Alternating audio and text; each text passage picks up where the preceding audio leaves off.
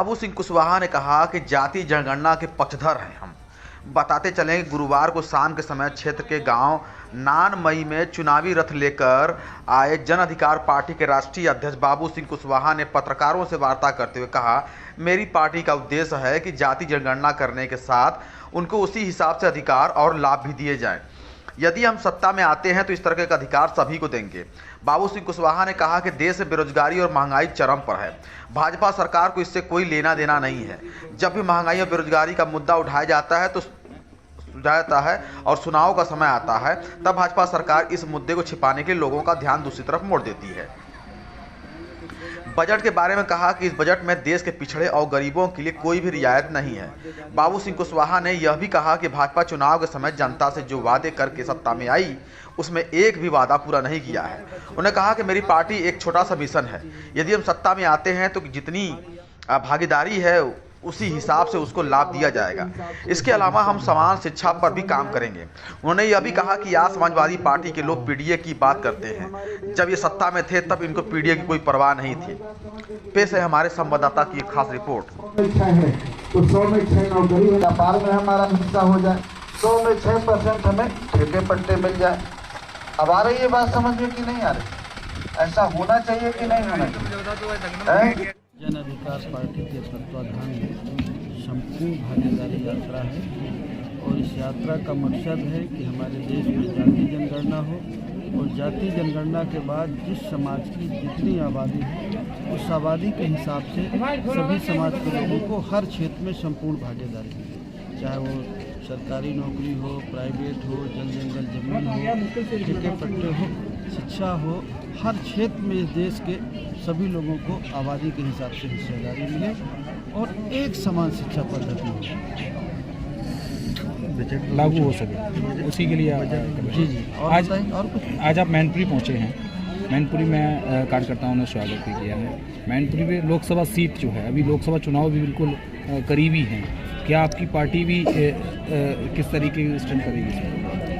लोकसभा के चुनाव में मैनपुरी भी हम लड़ेंगे। अगर हम लड़ेंगे या हमसे कोई संबंधित समर्थित आदमी लड़ेगा, और पूरे प्रदेश में हम लोग उत्तर प्रदेश में काम कर रहे हैं, कुछ मध्य प्रदेश में, कुछ बिहार में, थोड़ा सा महाराष्ट्र में। तो जहां हम नहीं लड़ेंगे, हमसे संबंधित कोई समर्थित आदमी लड़ेगा तो उसको समर्थित। भारतीय जनता पार्टी को हराने के लिए इंडिया और वैसे एनडीए चल रहा है, किस तरफ से आपकी मजबूती देखी जाएगी? देखिए, हमारा फिलहाल तो न लेना देना है कोई इंडिया से और न लेना देना है बीजेपी से। अभी हमारी किसी से कोई बात नहीं, लेकिन हम ये जानते हैं कि भाई बीजेपी की 9-10 साल से सरकार है।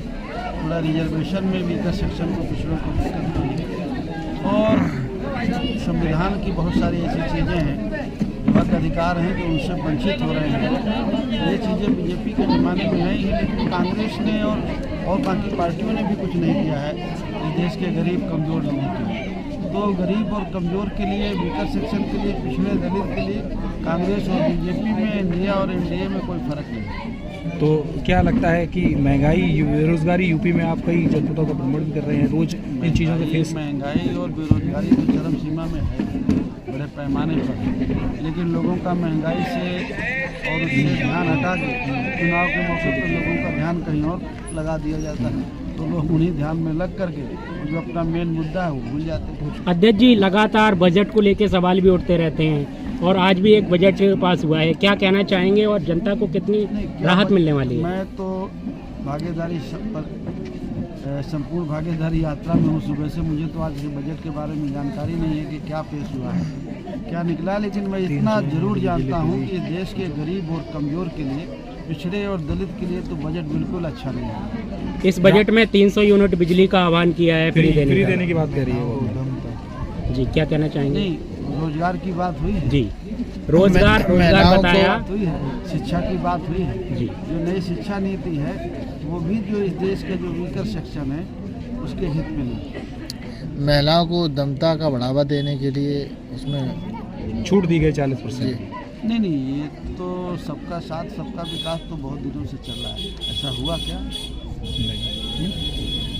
तो क्या लगता है मौजूदा सरकार जो अभी है सत्ता में, क्या वादे पूरे नहीं कर रही है? नहीं, आप बताओ अगर पूरे कर रही हो तो। मेरी समझ से तो नहीं कर रही। जी, सत्ता में अगर अपनी पार्टी आती है उभर कर, तो फिर जनता के लिए कितना लाभ देंगे? नहीं, हम तो अभी कोशिश कर रहे हैं, हमारा छोटा संगठन है, लेकिन हमारी जो विचारधारा है संपूर्ण भागीदारी की और एक समान शिक्षा पद्धति। अगर आप उसको संपूर्ण भागीदारी में जाएंगे तो सारी चीज़ें समाहित हैं। जो बाबा साहब अम्बेडकर ने संविधान में लिखा 26 जनवरी 1950 को लागू हुआ, तो इस देश के सभी लोगों को, हमको, आपको, सबको समान अधिकार है। वो आज तक नहीं लागू हुआ। हम तो संविधानवादी हैं। जिस दिन हमें मौका मिलेगा तो हमें कुछ नहीं करना, संविधान को पूरी तरह लागू कर देना। जब संविधान लागू हो जाएगा पूरी तरह, सबके हक सुरक्षित होंगे। पूरे देश में एक वोटर्स पार्टी चल रही है जिसके तहत लगातार आवाज़ उठाई जा रही है कि वोटरों को उनका हक दिया जाए, पेंशन दी जाए।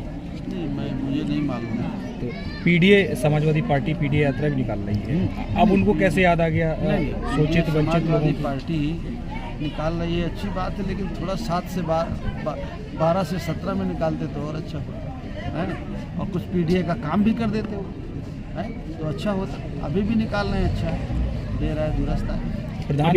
प्रधानमंत्री जी की गारंटी योजना धरातल पर कुछ काम ऐसे हैं जो बिल्कुल दिख ही नहीं रहे हैं, वैसे गारंटी कुछ काम अभी देखा नहीं आपने, कुछ काम जो है बहुत जोर जोर से दिखाई पड़ रहे हैं। कई समय का कार्यकाल बीत गया है भाजपा सरकार का, और अभी हाल ही में भर्ती निकाली पुलिस की और उस पर होने भी जा रही है, तो क्या लगता है आपकी बारी युवाओं को ये अवसर मिल पाएगा?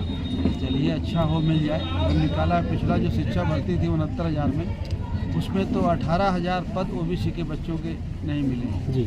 ओबीसी के बच्चों के पद उन्होंने खा लिए, दूसरे लोगों को दे दिए। ओबीसी के 18,000 बच्चों का नुकसान हुआ जिनको सिलेक्ट होना था, और 6,000 स्कूल का। ठीक।